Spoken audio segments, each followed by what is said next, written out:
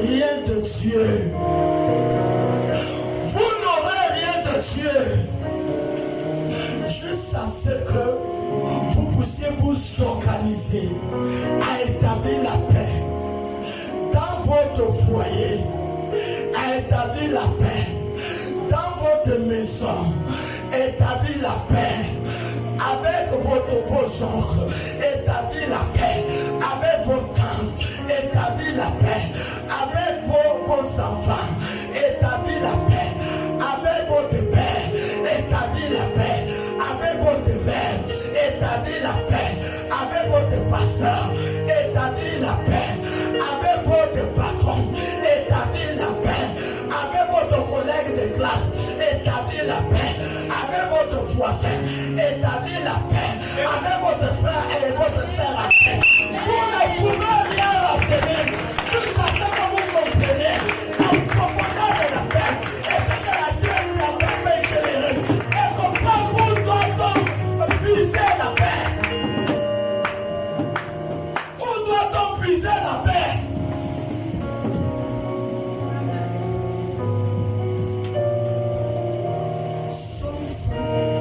Toujours le verset 165, il dit, oui, reprend la même lecture. Il y a beaucoup de paix pour ceux qui aiment ta loi. Il y a beaucoup de paix. Quelqu'un est connecté, bien tu as des dépenses ailleurs. Connecté. Mon bien-aimé, j'ai été malade pendant 7 ans. Écoutez bien. Avec une dépense de plus de 1 million. Et cette maladie m'a amené partout à chercher la guérison. Je n'ai pas obtenu la guérison. Mais la parole qui m'a guéri avait une durée de 5 secondes. Le pasteur a dit le jour-là, en les années 2002, que tous ceux qui sont venus malades vont retourner guéris. Et j'ai pur et simplement dit Amen. Yes. Après souffrant de 7 ans, avec des dépenses de plus de 1 million, la parole qui m'a guéri avait une durée de 5 secondes. Donc pendant que tu es là, tu es venu pour recevoir de Dieu. Tu ne dois pas vagabonder tes pensées. Il faut te connecter à la parole parce que tu ne sauras pas lorsque la parole qui va guérir ta vie sortira de la bouche de l'homme de Dieu. Amen. Voilà pourquoi tu sois connecté. Et nous sommes en train de dire, nous disons que la paix est l'emblème du royaume de Dieu. Tu ne peux pas recevoir la promesse de Dieu si tu n'es pas assuré d'établir la paix au milieu de toi, au milieu où tu vis, au milieu où tu travailles, au milieu où tu exerces. La paix vaut mieux que toutes choses. Yes. Tu ne peux rien faire dans ta vie tant qu'il n'y a pas la paix. Ce que tu as promis dans ta vie, il ne peut pas le réaliser. Vous comprenez? Vous négligez la paix. Vous négligez la paix. Bien-aimé, la seule puissance qui détruit le malheur, ce n'est que la paix. Yes. Est-ce que quelqu'un me comprend pour dire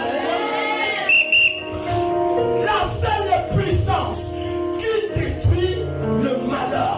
Tu as dit ce n'est pas le projet de malheur, mais le projet de paix. Yes. La seule puissance qui détruit le malheur, c'est la paix. Amen.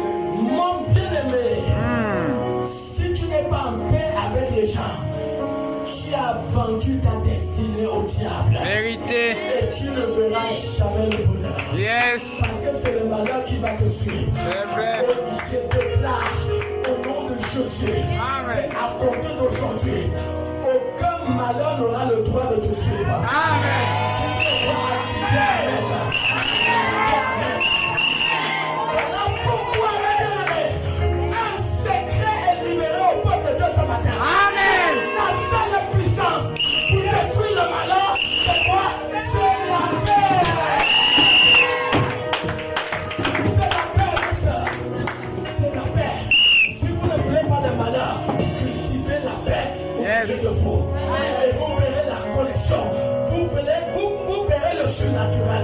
vous verrez des choses terribles que Dieu fera avec vous. Oui. Pourquoi?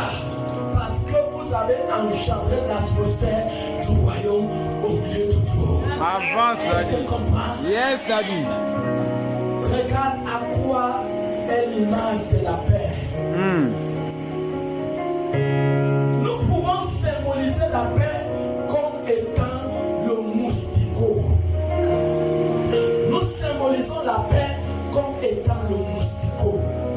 Et nous symbolisons le moustique comme étant le malheur. Quelqu'un comprend? Mon bien-aimé, tant que ton moustiquot est allumé, est-ce que les moustiques vont entrer dans la vie? Yes. Les moustiques ne vont pas entrer, mes bien-aimés. Les moustiques ne peuvent pas entrer. Jamais. Tant que ton moustiquot est allumé, Hey. le moustique est l'image du malheur. Hey. Voilà pourquoi tant qu'il y a la paix dans ta maison, Yes. la paix dans ton ministère, Yes. la paix dans ton travail, Yes. la paix dans ton voisinage, le malheur ne fait pas le port de bénédiction. Amen. Tu comprends? Yes. Oh, est-ce qu'on peut plus danser pour Jésus? Est-ce que la chorale peut nous donner un cantique pour danser pour Jésus? Parce qu'un secret a été révélé. Un secret a été révélé. Un secret a été révélé. C'est une affaire de Dieu.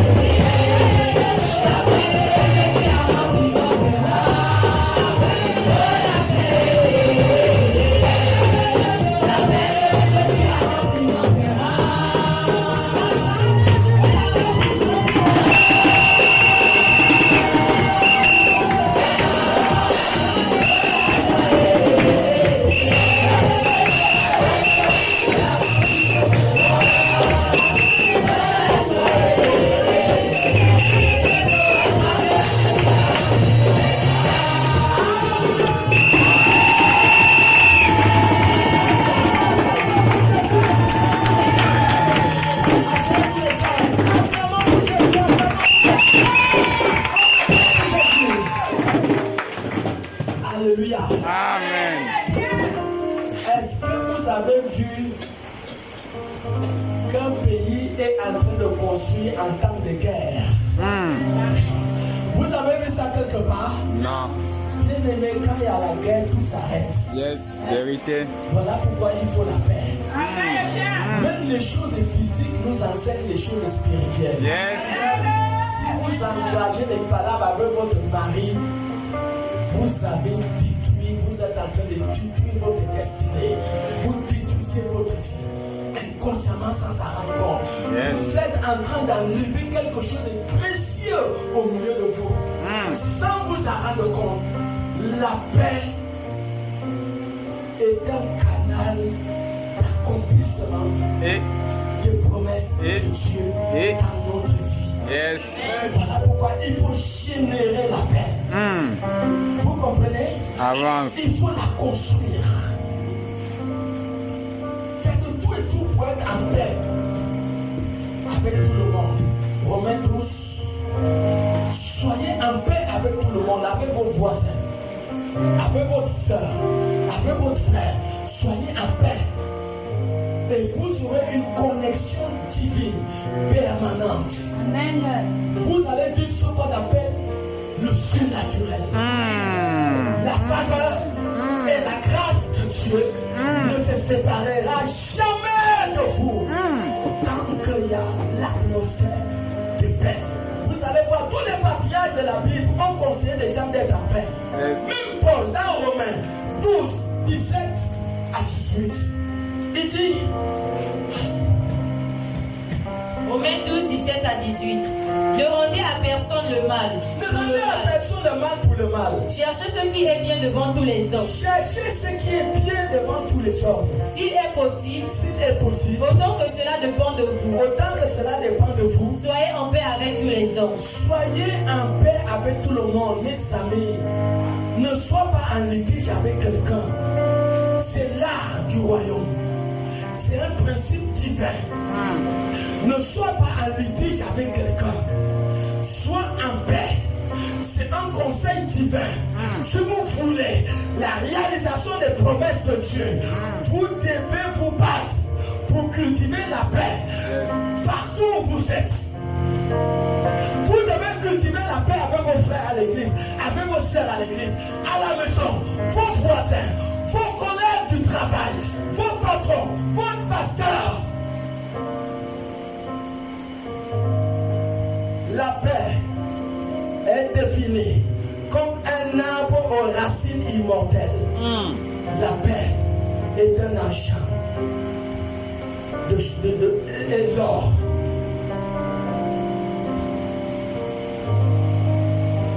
On la trouve où? On a dit qu'on trouve, il y a beaucoup de paix pour ceux qui aiment la loi de Dieu. Vous pensez que la paix, qui est une substance divine, qui est une substance spirituelle, vous pensez que vous allez la voir un canal par lequel Dieu déverse sa grâce sur les humains? Vous pensez que vous allez la voir sans respecter les principes divins établis par le Créateur? La paix se trouve où? On puise la paix où? On trouve la paix où? On trouve la paix dans la parole de Dieu. Amen. La paix se trouve dans la lecture de la parole de Dieu. Yes. Il y a beaucoup de paix pour qui? Pour ceux qui aiment la loi. Yes. Quand vous voulez la paix, vous devez l'engendrer Yes. en ayant une intimité avec les Écritures, Amen. avec la parole de Dieu. Yes. Vous devez cultiver une amitié avec la parole de Dieu tous les jours. Vous n'aurez pas la paix jusqu'à ce que un lien entre la parole et vous soit établi. Parce que c'est la parole qui engendre la paix. Vérité. C'est la loi qui engendre la paix. Psaume 119, 1 à 3.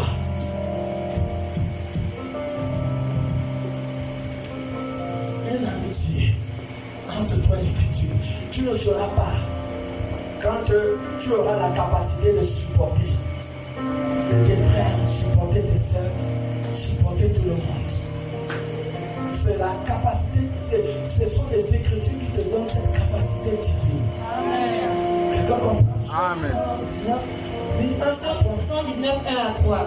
Heureux ceux qui sont intègres dans leur voie, Heureux ceux qui sont intègres dans leur voie, qui marchent selon la loi de l'Éternel. qui marchent selon la loi de l'Éternel. Heureux ceux qui gardent ses préceptes. Vous comprenez? Heureux ceux qui sont intègres. L'intégrité, c'est être vrai avec toi-même, être vrai avec Dieu et être vrai avec les autres. Yes. C'est ça l'intégrité. Heureux. Quand vous entendez heureux, ça veut dire c'est le bonheur. Amen. Heureux, ceux qui marchent dans l'intégrité. Continue. Qui marchent selon la loi de l'Éternel. Qui marchent selon la loi de l'Éternel.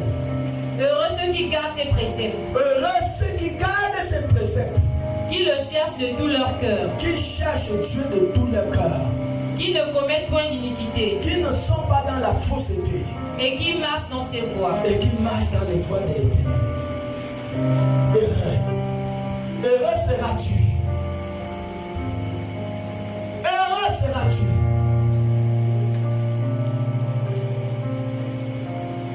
L'or et l'argent ne peuvent pas payer la vie. Vérité. C'est impossible. Sinon, des milliardaires et des millionnaires qui meurent dans le monde, à travers leur argent, ils pouvaient payer la vie. Mais ça ne se paye pas.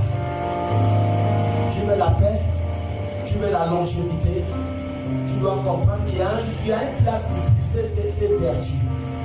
Et on puise ces vertus dans la loi de l'Éternel. Voilà pourquoi la même loi de l'Éternel peut déjà te dire heureux si tu gardes la parole. Heureux. Heureux pour toi si tu gardes la parole. Heureux.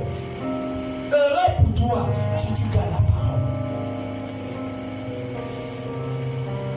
Heureux pour toi si tu gardes la parole.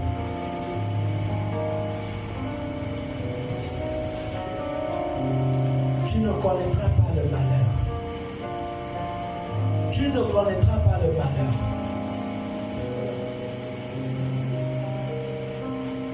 Quelqu'un comprend? La paix est un emblème du royaume de Dieu. C'est un emblème du royaume de Dieu. Vous ne pouvez pas avoir la paix sans être citoyen du royaume. La paix vous donne le droit d'être citoyen du royaume. Selon Romains 14, le verset 17. La paix te confère le droit d'être citoyen du royaume. Romains 14, 17. Romains 14, 17. Car le royaume de Dieu, Le royaume de Dieu, ce n'est pas le manger et le boire, le royaume de Dieu, ce n'est pas manger et boire. mais la justice, Le royaume de Dieu, c'est la justice, la paix la paix et la joie et la joie par le Saint-Esprit. par le Saint-Esprit. Quelqu'un comprend? Le royaume de Dieu, c'est pas manger. Non, tout le monde peut manger. Jésus a dit que le royaume de Dieu est au milieu de nous. Dans Luc 17, le verset 20, dit, il y a des gens qui vivent le royaume de Dieu, mes chers bien-aimés. Vous comprenez? Oui. Luc 17, verset 20. Les pharisiens demandèrent à Jésus, Oui. quand viendra le royaume de Dieu? Oui, oui. Il leur répondit, le royaume de Dieu ne vient pas de manière à frapper les regards. Il ne vient pas de manière à frapper le regard. Continuez. On ne dira point, On ne dira point. il est ici, Il est ici. ou il est là. Oui, il est là. Car voici, Car voici, le royaume de Dieu est au milieu de le vous. royaume de Dieu au milieu de nous. Donc il y a des gens qui vivent le royaume de Dieu. Mes bien-aimés, vous connaissez un habitant du royaume de Dieu? God. Dites-moi un peu.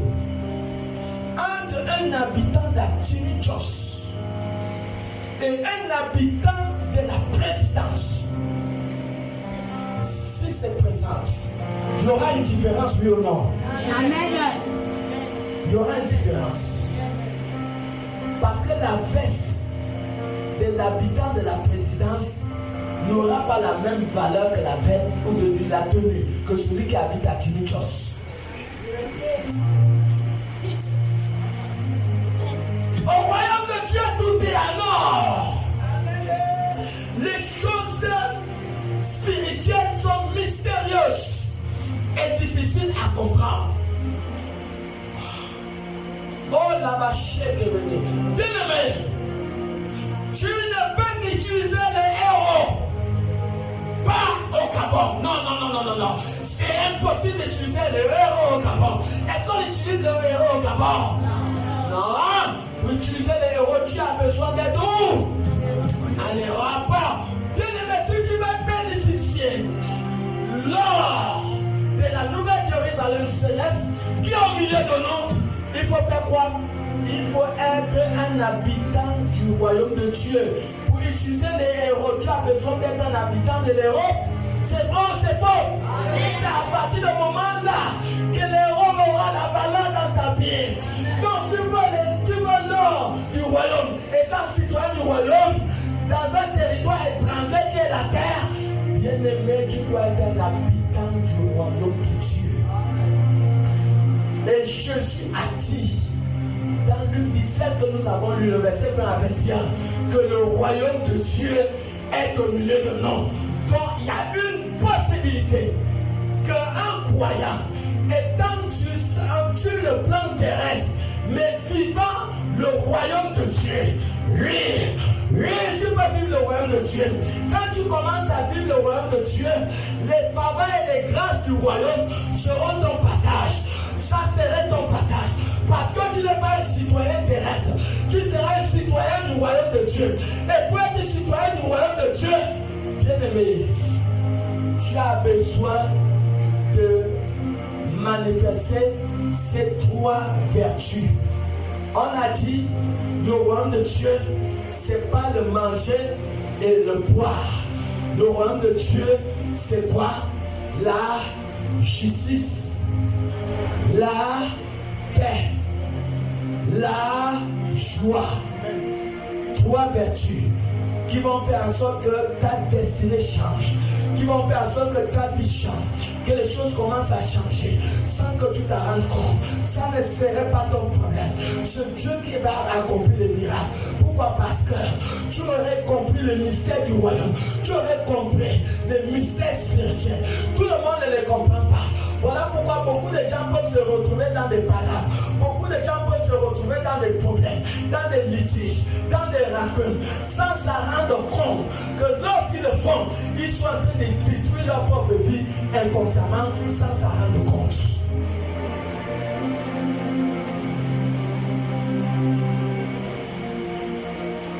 Voilà. C'est ce que les gens font. Le royaume de Dieu. Tu veux vivre le royaume. Tu ne peux pas vivre le royaume et qu'un sorcier t'envoie dans le cercueil. C'est impossible.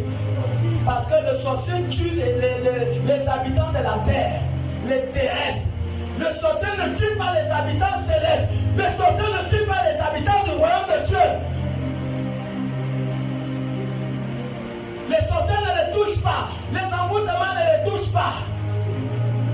Les accidents ne les touchent pas. Ne les tuent pas. Parce qu'ils sont au ciel. Il y a les terrestres, il y a aussi les célestes. Donc il y a une différence entre un habitant de terre et un habitant céleste. Qu'est-ce que tu veux? Tu veux être citoyen du royaume ou bien tu veux être citoyen de la terre? À la terre là, un sorcier peut t'atteindre. Un sorcier peut t'atteindre facilement si tu es habitant de la terre. Maintenant, comment faire pour être un habitant du royaume de Dieu? La Bible nous a proposé trois vertus qui te qualifient, qui t'octroient le droit d'être citoyen du royaume. La Bible nous a donné trois vertus pour être citoyen du royaume. La Bible nous a parlé de la justice. La justice. Vous voulez quoi? Qu'est-ce que vous voulez? Au fait, vous voulez quoi?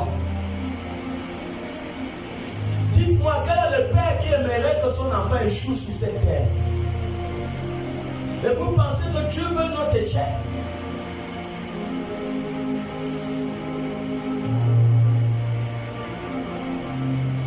Pourquoi le roi Darius n'a pas pu aller sauver Daniel dans la fosse au lion? Pourquoi? Parce que toutes choses dans les affaires de la vie, surtout dans le plan spirituel, sont faites par des principes. Tu veux quoi? Tu ne veux pas que ta vie change. Donc tu veux continuer à être celui que tu as été depuis 15 ans, 20 ans, depuis 7 ans. Tu ne veux pas que ta vie change. Tu ne veux pas une autre personne de toi. Tu ne veux pas la nouvelle personne que Dieu a créée de toi. Tu ne veux pas que Dieu t'élève. Tu ne veux pas que Dieu change ta vie. Ça te sert à quoi? D'être dans les mêmes difficultés, d'être dans les mêmes souffrances, d'être dans la même honte, les mêmes moqueries, les mêmes maladies. Et voilà pourquoi le Seigneur nous propose aujourd'hui d'être citoyen du royaume. Et pour être citoyen du royaume, Dieu nous a proposé 3 vertus. Parce que c'est une affaire de principe. Si vous ne respectez pas les principes, vous ne pouvez pas être bénéficiaire des avantages. Parce que ce sont des principes qui conduisent des avantages. Ce sont des principes qui amènent l'accomplissement des promesses de Dieu. Donc obligatoirement, il faut respecter les principes du royaume. Et voilà pourquoi on nous a proposé la justice. Le Proverbe 14, le verset 34. La justice, c'est quoi? Qu'est-ce qui est derrière la justice? Quels sont les avantages d'être juste? Pas malhonnête, pas voleur, pas menteur. Tu pries, mais tu mens. Tu es à l'église, mais tu voles. Tu prends ce qui ne t'appartient pas, mais tu veux quoi? Ça veut dire que tu es ignorant, tu n'as pas compris les choses de l'esprit. Tu ne comprends pas les choses de l'esprit. Tu es à l'église, mais tu es méchant. Quand tu vas comprendre les choses de l'esprit, pour que tu sois bénéficiaire des avantages. Quand Dieu a proposé la première vertu qui est la justice, c'était pourquoi? Quels sont les avantages derrière la justice? Vous pensez que le but de la justice, c'est de changer votre image. C'est de changer c'est de vous enlever de la honte à la gloire. C'est de vous enlever de la maladie à la guérison. C'est de changer votre histoire. C'est ça la volonté. C'est ça les réalités derrière la force de la justice. Derrière la justice, il y a l'esprit d'élévation. Dieu va vous élever. Dieu va changer votre statut. Il est celui qui enlève de la poussière et qui fait asseoir sur la table des rois. Et vous ne pouvez jamais arriver par là si vous ne respectez pas la réglementation spirituelle. Obligatoirement, la réglementation spirituelle doit être respectée pour qu'il y ait transformation, pour qu'il y ait changement, pour qu'il y ait transmission, pour qu'il y ait connexion, pour qu'il y ait grâce, pour qu'il y ait la faveur de Dieu. Il faut respecter la réglementation spirituelle. Le but de la justice, c'est de changer ton image, c'est d'attirer la faveur de Dieu. Et voilà pourquoi Proverbe 14, 34 va nous dire c'est quoi la justice, quel est le but de la justice, qu'est-ce que la justice peut faire dans notre vie. Proverbe 14, verset 34. Dans un cœur intelligent repose la sagesse. Non. Proverbe 14, 34, maman. La justice élève une nation. La justice élève une nation. Mais le péché est la honte des peuples. Est-ce que quelqu'un comprend? Ne veux-tu pas être élevé? Tu veux rester la même personne ou néglige-toi les principes de Dieu?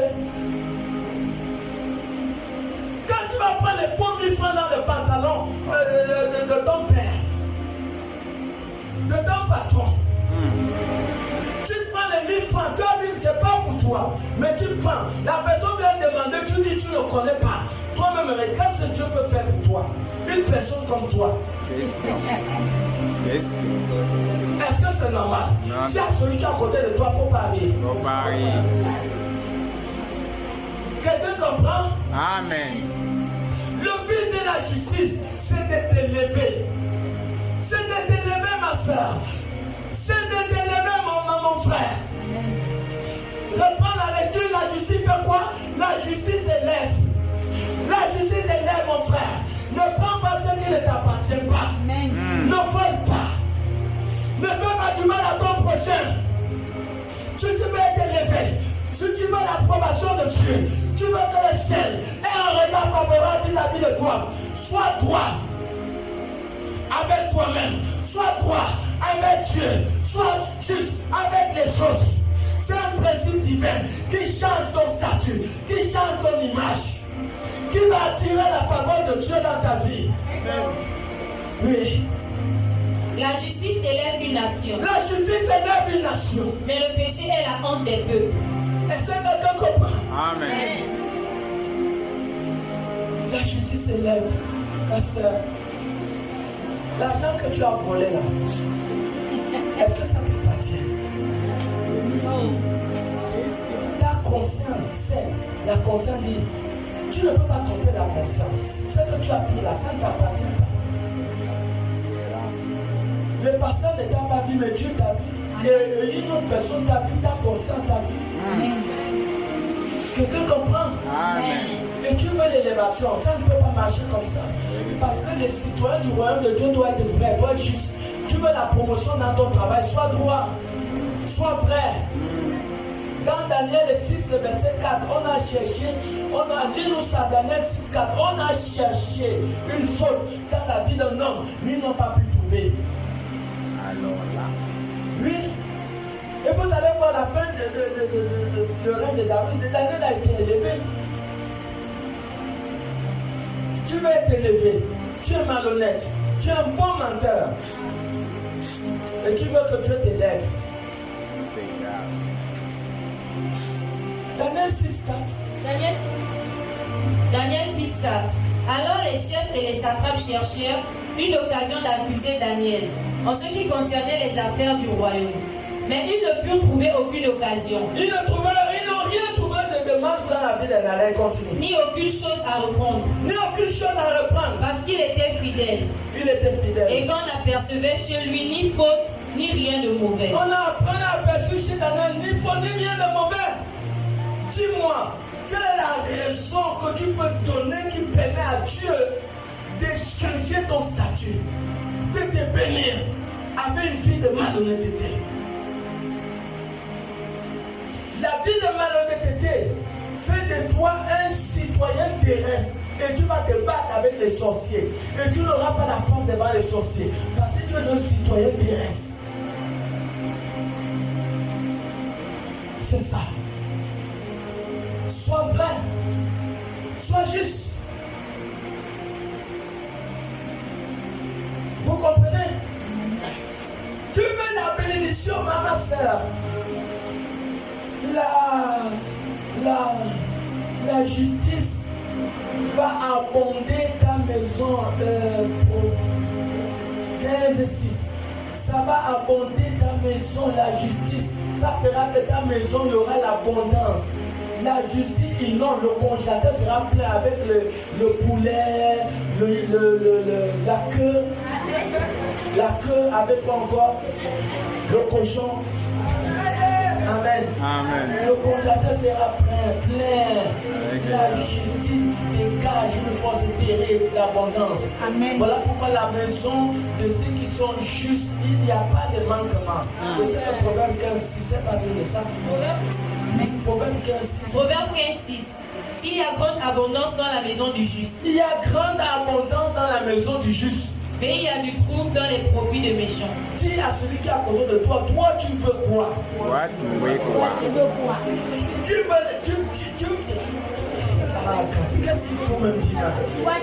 Tu veux quoi? Dis Tu veux tout. l'abondance, mais regarde les sacs que tu poses. Dis-le, regarde les sacs que tu poses. Les sacs que tu poses, est-ce que ça permet à Dieu de changer ton image? Dis tout. Oui. Est-ce que quelqu'un comprend? Amen. On ne peut pas vouloir quelque chose et faire le contraire. Vérité, papa. La maison du juste est chargée d'abondance. Yes. Donc s'il y a quelqu'un qui a la sagesse, qui a l'intelligence, je commence à ne plus voler les 1000 francs dans la poche. Je commence à ne plus voler l'argent dans mon travail. Amen. Parce qu'il y a des bons voleurs dans les sociétés. Vérité, Daddy. C'est vrai. Les grands voleurs, ce sont ceux qui font tomber même la nation en faillite. C'est vrai, Daddy. Ils volent l'argent de l'État, ils volent. Ça veut que tout le monde est dans la souffrance. C'est vrai. La malhonnêteté appauvrit. Ce qui élève une nation, c'est la justice. Vérité. Est-ce qu'on parle quand même pour le Seigneur?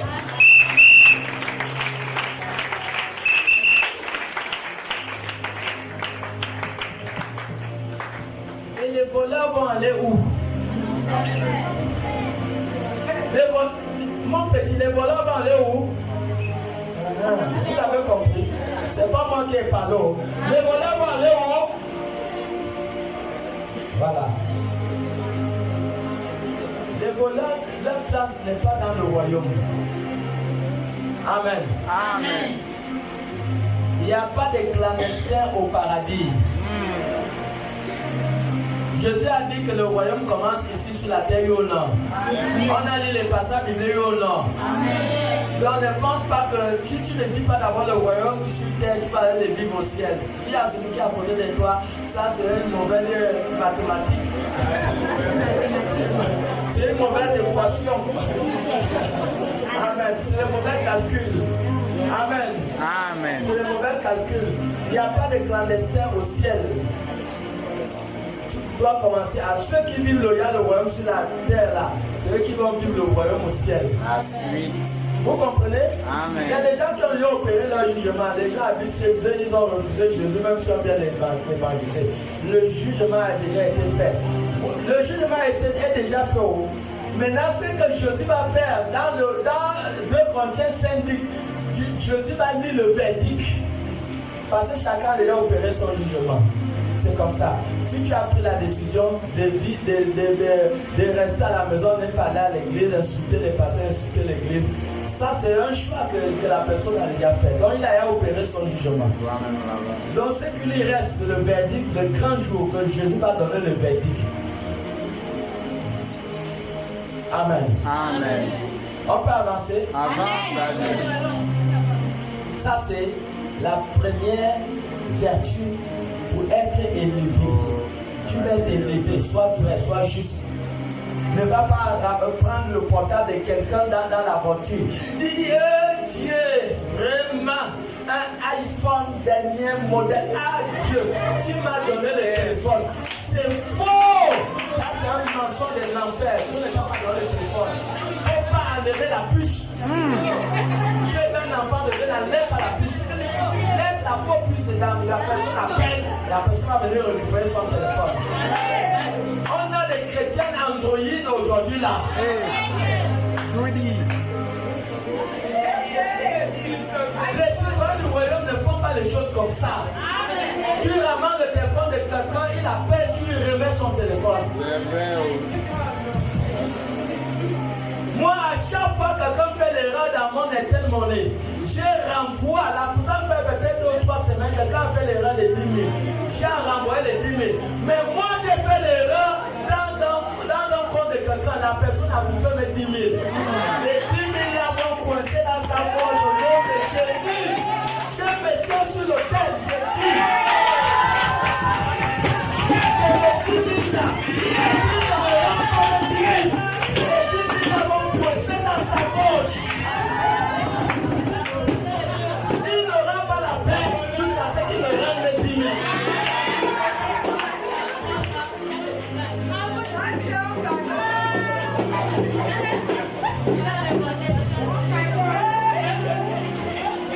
Et j'appelle Liberté, ils sont en train de me jouer. Moi je rends l'argent quand ils font les erreurs, mais mon argent il ne veut pas me rendre ça. Il va le rendre par la puissance divine. Un jour, il sera là. Après il me dit, un jour j'ai bouffé, peut-être c'est les 10 000 là que j'ai bouffé qui m'amène les amis. Il va me renvoyer mes 10 000. Amen. Dis à celui qui est à côté de toi que ne sois pas malhonnête.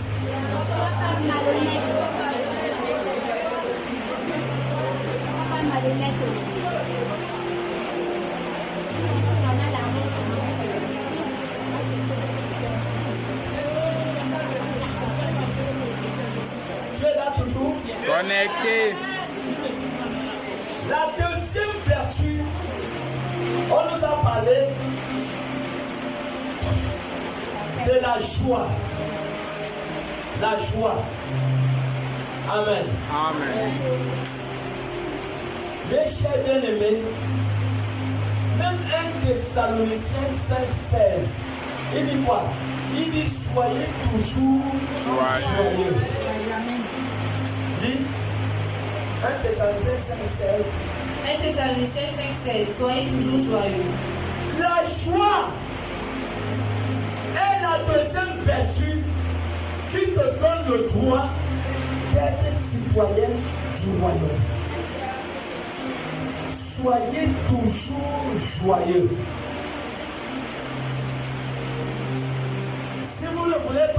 avoir le mal d'estomac. Vous ne voulez pas avoir les tensions.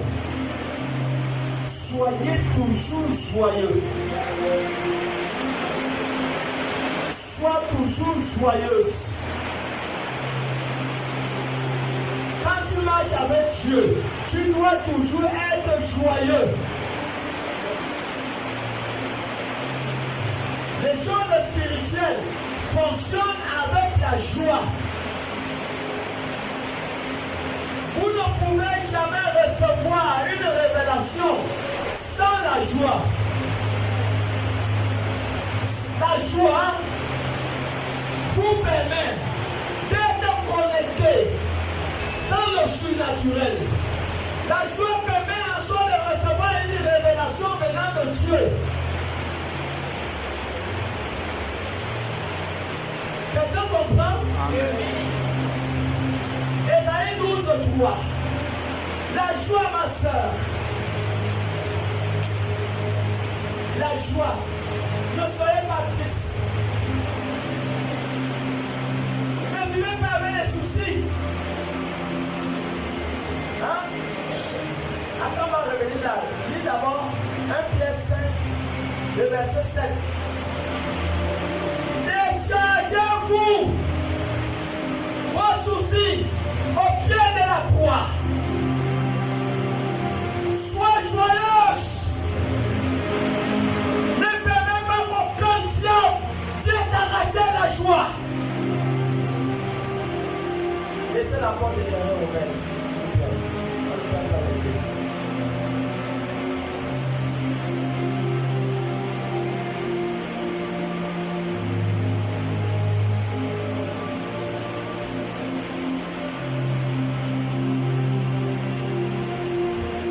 Soyez toujours joyeuse.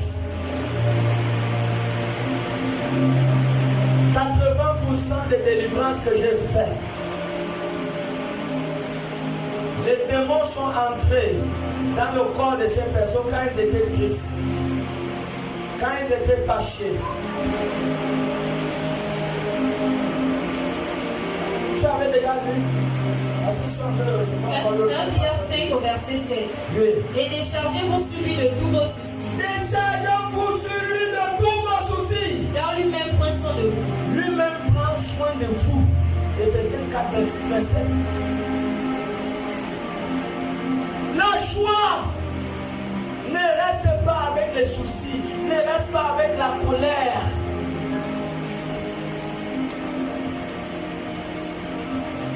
Quand nous étions en mission au PK8, il y a une, la sœur ivoirienne qui était missionnaire avec nous, m'avait énervé. Je vous assure que j'ai dormi avec une colère violente. Et malheureusement, cette nuit, j'ai eu le rêve où un gros anaconda est venu s'enrouler contre moi. Parce que j'avais dormi avec la colère. La colère est dangereuse. La Bible a défini la colère comme la voie expresse par laquelle les démons entrent dans le corps des gens. Éphésiens 4, 26 à 27. Éphésiens 4, 26 à 27. Oui. Si vous vous mettez en colère, Si vous vous mettez en colère, ne péchez point. ne péchez point. Que le soleil ne se couche pas sur votre colère. Que le soleil ne se couche pas sur ta colère. Et ne donnez pas accès au diable. Vous comprenez? Ne donnez pas accès au diable, dans la voie expresse par laquelle les démons, par lesquels les pensées de suicide entrent dans la vie des gens. C'est par lesquels il y a laissé aucun diable ne peut pas séparer un mariage tant qu'il y a la joie. Amen. Le diable, quand il veut détruire un foyer, il s'assure d'enlever cette vertu spirituelle. Ah, ne soyons pas aussi ignorants pour savoir les stratégies de Satan. Vérité. Les couples, ne soyez pas ignorants. Quand Satan veut détruire, il enlève la joie. Donc attrapez la joie avec la force. Ne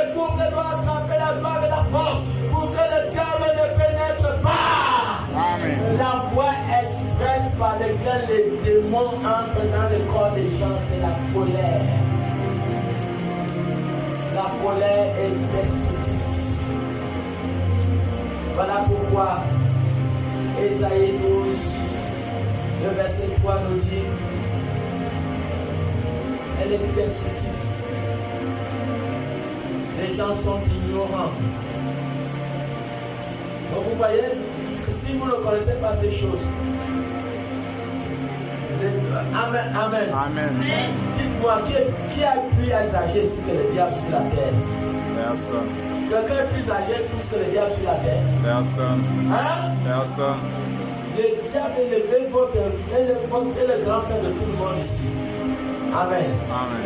Bon, en tout cas, il n'est pas notre grand frère. Amen. Les âgés. Ça est un menteur. Les âgés.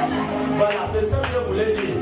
Le diable est plus âgé que tous les habitants de la terre. Amen. Amen. Notre grand frère, c'est Jésus, ce n'est pas le diable. Amen. Amen. Amen. Le diable est plus âgé que tout le monde ici sur terre. Il a plus d'expérience que tout le monde. Donc vous pensez que si vous n'avez pas les principes que Dieu a donnés, vous pouvez vous en sortir? Vous ne pouvez pas vous en sortir. Ce qui gouverne le monde, ce n'est pas le physique. Ce sont des règles spirituelles. Si vous vous éloignez des règles, vous devenez un pion. Vous savez, quand on joue le damier, il y a les pions, il y a aussi le joueur. Dis à celui qui est à côté de toi, ne sois pas un pion. Sois un pion. Sois un joueur. Sois un joueur. Dans Ésaïe 12:3. Ésaïe 12:3. Vous puiserez de l'eau avec joie. Vous puiserez de l'eau avec joie. Aux sources du Aux salut. sources du salut. On puise l'eau pour être connecté à la source divine. C'est avec la joie. Vous ne pouvez jamais vous connecter avec le divin sans la joie. La seule puissance pour être connecté avec la puissance divine, c'est une atmosphère de joie. Et voilà pourquoi la joie constitue la deuxième vertu qui te donne le pouvoir d'être citoyen du royaume de Dieu. La joie. Amen. Vous ne recevrez jamais la révélation venant de Dieu sans l'atmosphère de joie. Voilà pourquoi Ésaïe 12:3 dit que vous puiserez avec joie aux sources du salut. On puise dans les réserves du salut. On puise dans les réserves de Dieu avec joie. On se connecte dans les bénédictions de Dieu avec joie. Si tu n'as pas la joie, ça veut dire que tu n'es pas citoyen du royaume.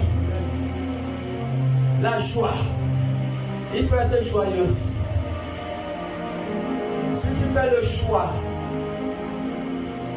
de vivre la colère, alors tu es perdante. Parce que la colère va te détruire.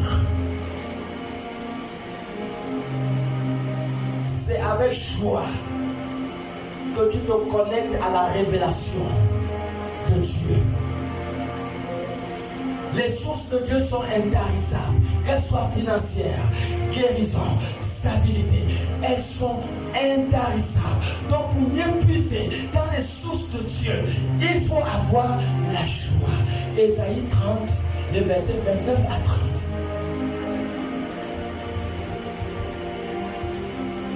30. Ésaïe 30, verset 29 à 30. Vous chanterez comme la nuit, où l'on célèbre la fête. Vous chanterez comme la nuit qu'on célèbre la fête. Vous aurez le cœur joyeux. Vous aurez le cœur joyeux. Comme celui qui marche au son de la flûte. Comme celui qui marche au son de la flûte. Pour aller à la montagne de l'Éternel. Reprends encore. Vous chanterez comme la nuit où l'on célèbre la fête. Chantez les cantiques dans votre maison. Pendant que vous préparez, chantez les cantiques. Que dans votre maison soit une atmosphère de louange et d'adoration. Soyez toujours joyeux avec les cantiques. Il dit vous chanterez comme le jour qu'on célèbre la fête. Reprends la lecture. Vous chanterez comme la nuit où l'on célèbre la fête. Vous chanterez comme la nuit qu'on célèbre la fête.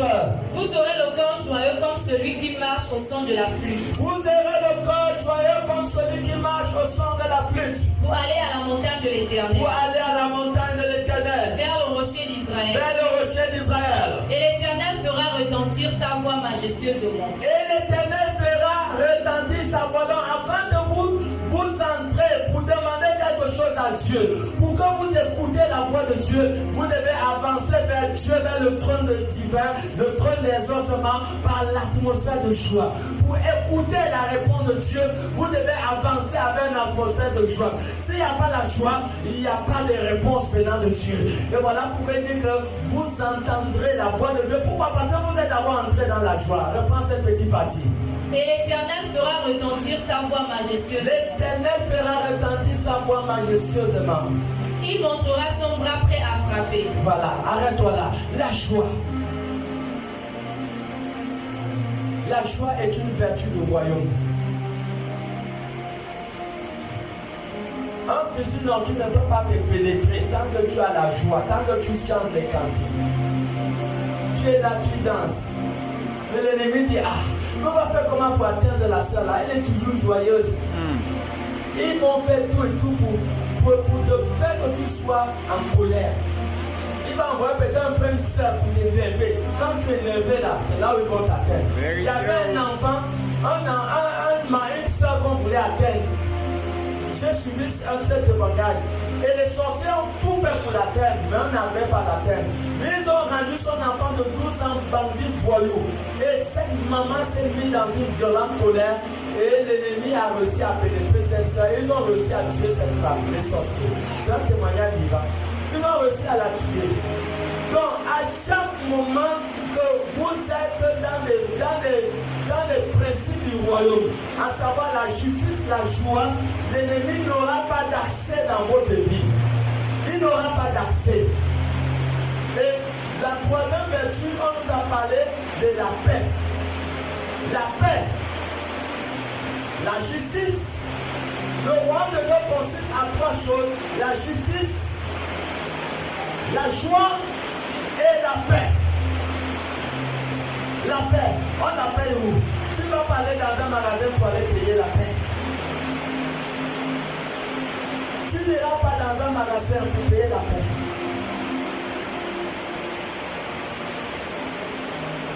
Quelqu'un comprend? Amen. La paix s'obtient simplement en observant les principes de Dieu. En observant les principes de Dieu. Vous n'aurez pas la paix jusqu'à ce que vous respectez les principes de Dieu. Quelqu'un comprend? Amen. La paix.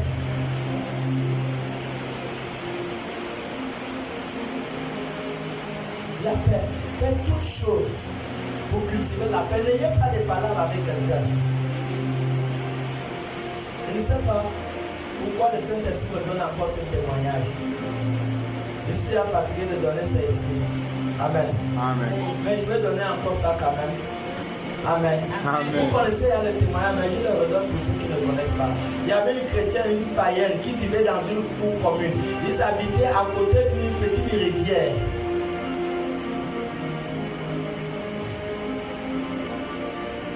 La chrétienne ne s'attendait pas avec la païenne. Écoutez bien. Quand on vous dit vivez en paix avec tout le monde, vous ne savez pas. Vous ne savez pas qu'est-ce qui peut vous ne savez pas ce qui peut vous causer le malheur demain. Votre méchanceté, votre mauvais état de votre cœur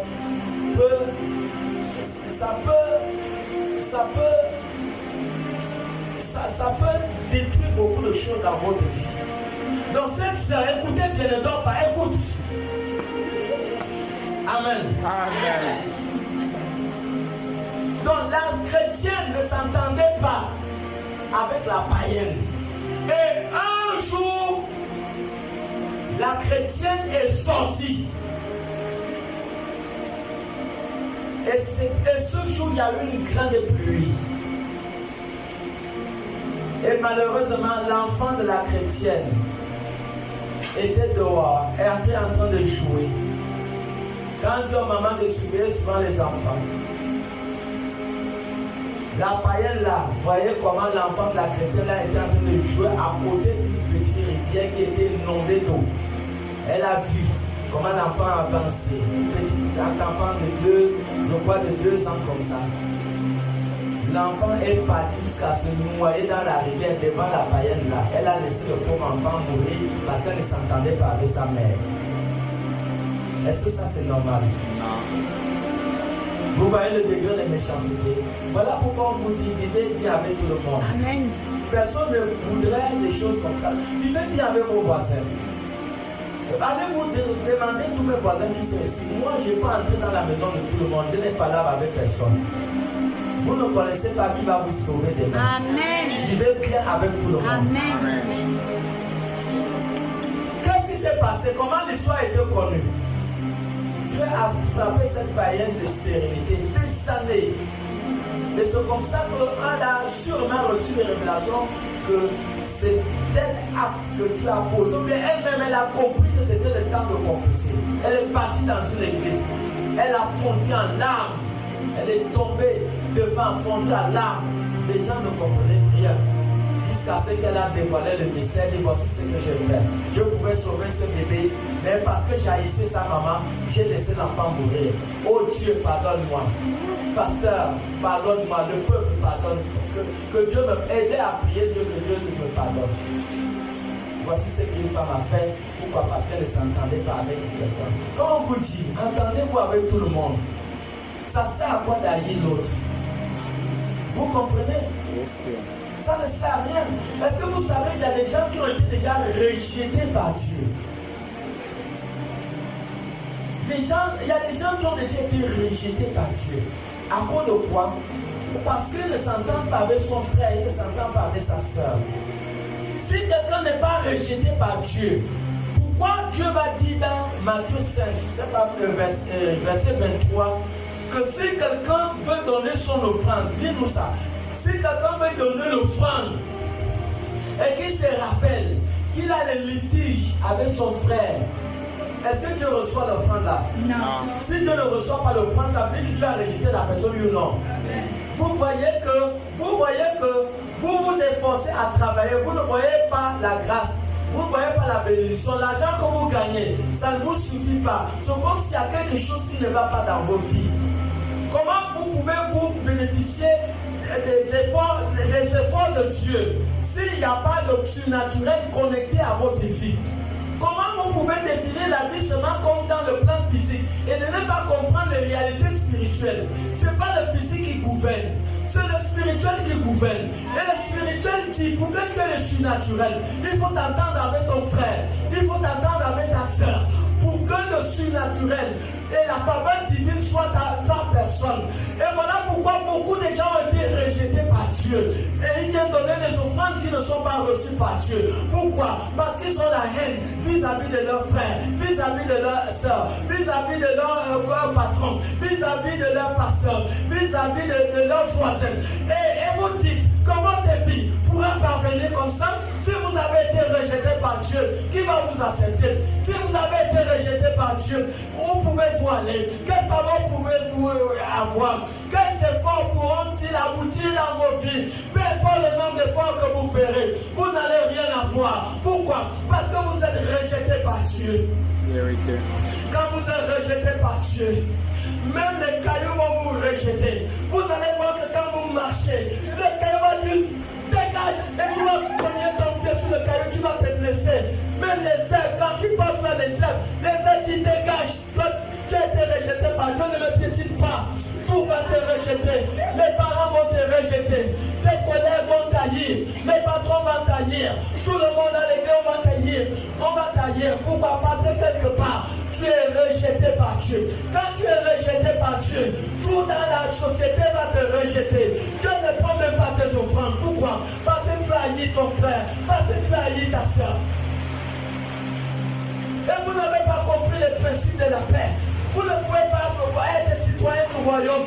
Dieu a dit, l'une de Matthieu 21, tu étais là-bas où? Matthieu 5, 23. Allons d'abord là. Allons d'abord dans Matthieu 22, le verset 36 à 40. Matthieu 22, le verset 36 à 40. Il dit, ouais, Maître, maître, quel est le plus grand commandement de la loi? quel est le plus grand commandement de la loi? Jésus lui répondit, Jésus lui répondit, tu aimeras le Seigneur, tu aimeras le Seigneur, ton Dieu, de tout ton de cœur, tout ton cœur, de toute ton âme, de toute ton âme, de toute ta de toute ta force. C'est le premier. C'est le premier Le plus grand et commandement. le plus grand commandement. Voici le second. Voici le second. Tu es semblable. Tu es Tu semblable. aimeras ton prochain Tu aimeras ton prochain comme toi-même. comme toi-même. De ces deux commandements, De ces deux commandements, prends toute la loi, prépare toute la loi tous les prophètes. et tous les prophètes. Est-ce qu'on va acclamer pour le Seigneur? Voilà. Tu as négligé le spirituel et tu as favorisé le physique. Si tu négliges le spirituel, tu favorises le physique, tu as détruit ta destinée inconsciemment et tu as été rejeté par Dieu sans ta rendre compte. Voilà pourquoi Dieu lit maintenant Matthieu 5. Voilà pourquoi certaines personnes amènent les offrandes sans savoir que ces offrandes, Dieu ne les reçoit pas. Pourquoi? Parce qu'ils ont la haine. Ils sont en litige. Ça fait 5 ans. Ça fait Jésus nous a pardonné. Pourquoi nous ne pouvons pas pardonner? Il dit qu'il nous a aimés lorsque nous étions pécheurs.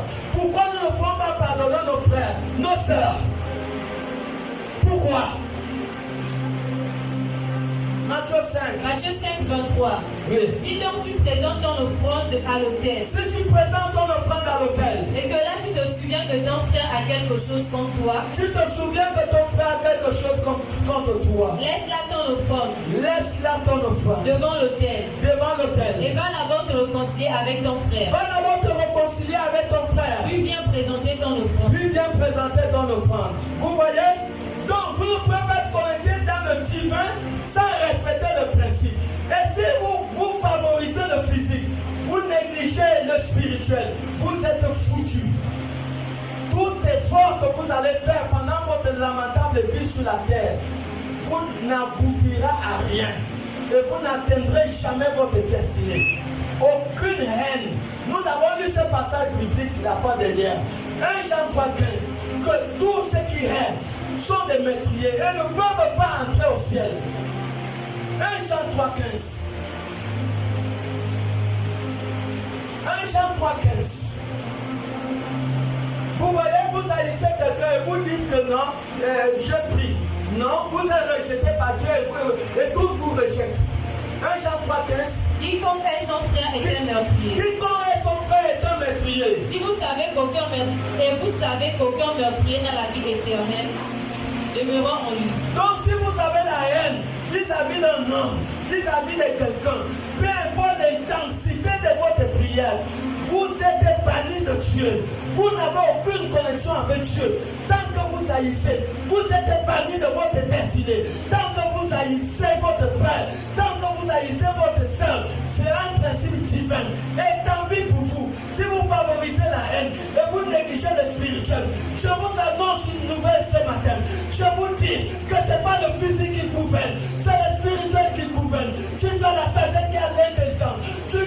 Tu dois privilégier le spirituel. Allez vers ton frère, ta soeur, vers la personne, ta mère, ton père, ton homme, ton patron, ton pasteur, vers la personne. Que tu as des litiges, arrange-toi.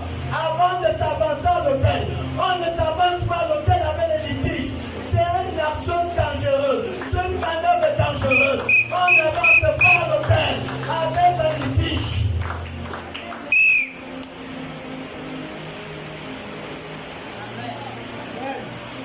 Est-ce qu'on va acclamer pour le Seigneur?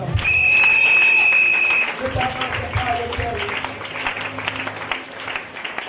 Le mauvais état de ton cœur peut détruire ta destinée. Quelqu'un comprend? Le mauvais état de ton cœur peut détruire ton destin. C'est pour cela que Proverbe 4, 23 dit: garde ton cœur plus que toute autre chose. Proverbe 4, 23. Garde ton cœur plus que toute autre chose. Garde ton cœur. Oui. Proverbe 4, 23. Garde ton cœur. Oui. Proverbe 4, 23. Garde ton cœur plus plus que toute autre chose. Garde ton cœur plus que toute autre chose. Car de lui viennent les sources de la vie. De lui viennent les sources de la vie. Vous comprenez? Du cœur viennent les sources de la vie. Le mauvais état de ton cœur peut détruire ta vie. Tu vois, tu as la souffrance, tu as des manquements d'argent, tu as des choses bizarres qui arrivent et les années ne font qu'avancer. Mais tu pries, mais tu ne sais pas ce qui ne va pas. Alors c'est ton propre cœur qui est en train de détruire ta vie. Le mauvais état de ton cœur peut détruire ta vie. C'est pour cela Josué 1, 8 dit, médite la parole jour et nuit pour agir fidèlement selon ce qui est écrit. Le but de méditer la parole, c'est d'arranger l'état de ton cœur, c'est d'arranger ton comportement, arranger ton caractère, pour que tu sois bien avec tout le monde. Voilà. Il dit, c'est alors que tu réussiras. Donc tout succès est derrière le changement de ton caractère. Même si tu vas gratter le ciel, tant que ton caractère est mauvais, tu ne pourras jamais prospérer. Et tu ne pourras pas entrer au ciel à cause du mauvais état de ton caractère. Donc voilà pourquoi le royaume de Dieu consiste à trois choses. Nous avons parlé de la justice, la paix et la joie. Rassurons-nous de cultiver tous ces trois vertus pour être remplis de la puissance de l'onction de Dieu et être une vraie citoyenne du royaume de Dieu. Est-ce que quelqu'un sait pourquoi Moïse n'est pas arrivé à Canaan? Pourquoi Moïse n'est pas arrivé à Canaan? C'est à cause de son cœur. C'est à cause de son cœur. Nombre 27, à partir de verset 7. Vous allez voir que Moïse, tu es fatigué, tu es fatigué au Canaan. Hein? Amen. Qui a celui qui a côté de toi, il ne faut plus regarder la montre. Si tu ne pas regarder la montre. Amen. Amen. On était où? Nombre 20, à partir du verset 7. Oui. L'Éternel parla à Moïse. L'Éternel parla à Moïse et dit, Prends la verge. Prends la verge. Et convoque l'assemblée. Convoque l'assemblée. Toi et ton frère Aaron. Toi et ton frère Aaron. Vous parlerez en leur présence au rocher. Vous parlerez en leur présence au rocher. Il donnera ses eaux. Il donnera ses eaux. Tu feras sortir pour eux de l'eau du rocher. Oui. Et tu abreuveras l'assemblée et leur bétail. Oui. Moïse prit la verge qui était devant l'Éternel. Moïse a pris la verge. Comme l'Éternel le lui avait ordonné. Oui. Moïse et Aaron convoquèrent l'assemblée en face du rocher. Écoutez bien, regardez ce qui a fait que Moïse rate Canaan. Si tu es déconnecté toi-même là-bas, continue. Et Moïse leur dit. Moïse leur dit. Écoutez donc. Voilà ce qui a fait que Moïse rate Canaan. Vous voyez l'attitude, ce qu'il prend. Et là, il parle maintenant avec la colère. Écoutez donc, rebelle. Écoutez donc, rebelle. Est-ce de ce rocher que nous ferons sortir de l'eau? C'est comme s'il y avait des doutes. Moi, je ne comprends pas la parole. Est-ce que c'est de ce rocher que nous allons? Est-ce que c'est des doutes? Je ne comprends pas. Oui. Oui. Puis Moïse leva la main et frappa 2 fois le rocher avec sa verge. Maman, quand tu as commencé à lire, est-ce que Dieu a dit à Moïse de frapper ou lui a dit de parler? Dieu peut vous dire de parler. Vous allez voir, Dieu l'a dit de parler, mais lui l'a frappé. Et vous savez que Dieu n'aime pas les choses comme ça. Dieu peut vous dire. L'Éternel parla à Moïse et dit. Il dit. Prends la verge. Prends la verge. Et convoque l'assemblée. Convoque l'assemblée. Toi et ton frère Aaron. Oui. Vous parlerez en leur présence au rocher. Vous avez compris, Dieu n'a pas dit à Moïse de frapper le rocher. Dieu a dit à Moïse de parler au rocher. Vous comprenez? Donc il y a une différence. Avec la colère, qu'est-ce qui s'est passé? Moïse a frappé le rocher. Et Dieu a quand même fait sortir de l'eau. Allons-y rapidement. Oui. Comment? Puis Moïse leva la main et frappa 2 fois le rocher avec sa verge. Oui. Il sortit de l'eau en abondance. Dieu a quand même fait sortir l'eau. L'assemblée but et le bétail aussi. Mais Dieu n'était pas content. Continue. Alors l'Éternel dit à Moïse et Aaron. Vous voyez, on est au verset 11, non? Alors l'Éternel dit à Moïse. Parce que vous n'avez pas cru en moi. Vous n'avez pas cru. Donc ça veut dire qu'il y a quelque chose qui s'est passé, hein, papa? Il y a quelque chose là, non? Il y a quelque chose qui s'est passé. Oui? Pour me sanctifier aux yeux des enfants d'Israël. Oui. Vous ne ferez point entrer cette assemblée dans le pays que je lui donne. Vous voyez? Vraiment, Dieu a pris la décision que vous n'allez vous deux là, à Moïse, et pourtant c'était le serviteur de Dieu. Il dit, vous n'allez plus faire entrer cette assemblée à Canaan. Oui, continuez. Ce sont les eaux du Mériba, Voilà. où les enfants d'Israël contestèrent avec l'Éternel. Voilà, mets-toi là. Regardez maintenant. Moïse va faire monter, Dieu va faire monter Moïse sur le mont. Je crois à Moab, au pays de Moab. Il va lui montrer Canaan. Et Dieu va devoir enterrer Moïse au pays de Moab. Deutéronome 34, 1 à 6. Vous allez voir Dieu enterrer Moïse au pays de Canaan. Moïse a fini sa course là. Deutéronome 34, 1 à 6. Moïse monta des plaines de Moab sur le mont Nebo, Oui, sur le mont Nebo. au sommet du Pisga, vis-à-vis de Jéricho. Oui. Et l'Éternel lui fit voir tout le pays, L'Éternel lui fit voir tout le pays. Galaad jusqu'à Dan, Oui. tout Nephtali, le pays d'Éphraïm et de Manassé, tout le pays de Juda jusqu'à la mer occidentale, le Midi, les environs du Jourdain, la vallée de Jéricho, la ville des palmiers jusqu'à Tsoar. L'Éternel lui dit, L'Éternel lui dit, c'est là le pays que j'ai juré de donner à Abraham, il dit voilà le pays que j'avais juré de donner à Abraham, à Isaac et à à Jacob, Isaac et à Jacob. en disant, En disant, je le donnerai à ta je postérité. vais le donner à ta descendance. Je te l'ai fait voir de tes Il yeux, dit, je te l'ai fait voir de tes yeux. mais tu n'y entreras Il point. dit, mais tu ne vas pas entrer. Moïse, serviteur de l'Éternel, Moïse, serviteur de l'Éternel, mourut là, mourut là, dans le pays de Moab, dans le pays de Moab, selon l'ordre de l'Éternel. selon l'ordre de l'Éternel. Et l'Éternel l'enterrera dans la vallée, Et l'Éternel l'enterra dans la vallée, au pays de Moab, au pays de Moab. vis-à-vis de Beth-Péor. Arrête-toi là. Vous voyez, Dieu a enterré Moïse au pays de Moab. Qu'est-ce qui s'est véritablement passé? Qu'est-ce qui s'est passé? Vous ne savez pas ce qui s'est passé avant que votre destinée s'est interrompue. Votre cœur. Votre cœur. Attention à votre cœur. Votre cœur peut vous réduire à une destruction qui n'a pas seulement. Peut interrompre le programme de Dieu dans votre vie. Votre cœur. Vous voyez, la promesse de Dieu ne s'est pas accomplie dans la vie de Moïse. C'est possible que la promesse ne s'accomplisse pas si les principes ne sont pas appliqués. Votre cœur. Vous voyez que c'est différent avec Abraham. Dans Genèse 12, on va s'arrêter par là. Vous savez quoi que c'est différent avec Abraham. Pourquoi les promesses de Dieu se sont accomplies dans la vie d'Abraham? Parce qu'Abraham a respecté les règles et les principes. Il a obéi à Dieu. Genèse 12, 1, 4. Genèse 12, 1, 4. L'Éternel dit à Abraham, Oui.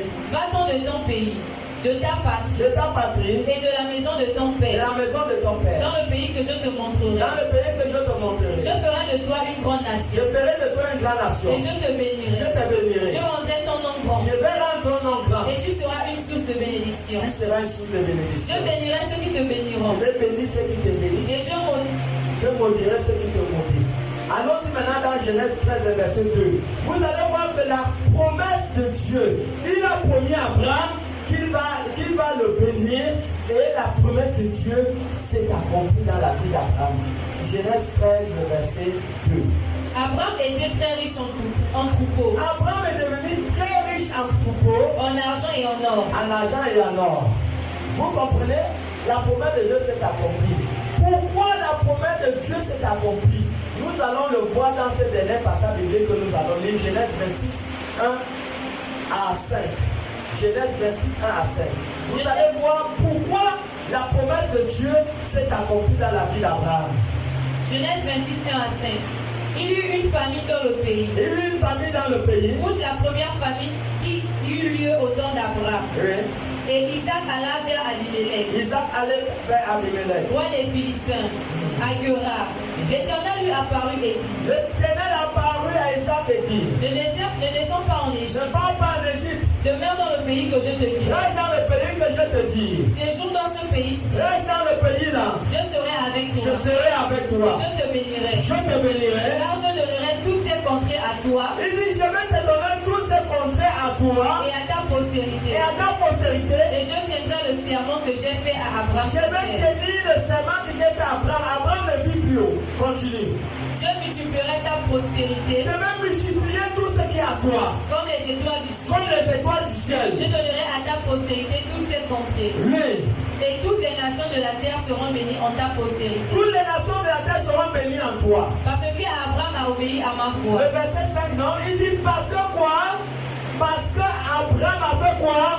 Parce qu'Abraham a obéi à sa voix. Voilà pourquoi les promesses de Dieu se sont accomplies dans la vie d'Abraham et dans la vie d'Isaac. Pourquoi? Parce que Abraham avait fait comment? Avait gardé sa parole. Et je me lève ce matin. Je viens déclarer l'accomplissement des promesses de Dieu dans nos vies. Si tu es là, dis Amen bien. Je proclame l'accomplissement des promesses dans notre vie. Amen. Je proclame une vie nouvelle dans notre vie à partir d'aujourd'hui. Je proclame la grâce et la faveur de Dieu dans notre vie à partir d'aujourd'hui. Au nom de Jésus-Christ, Amen. Acclamons pour le Seigneur, mettons-nous debout, on va prier, mettons-nous debout.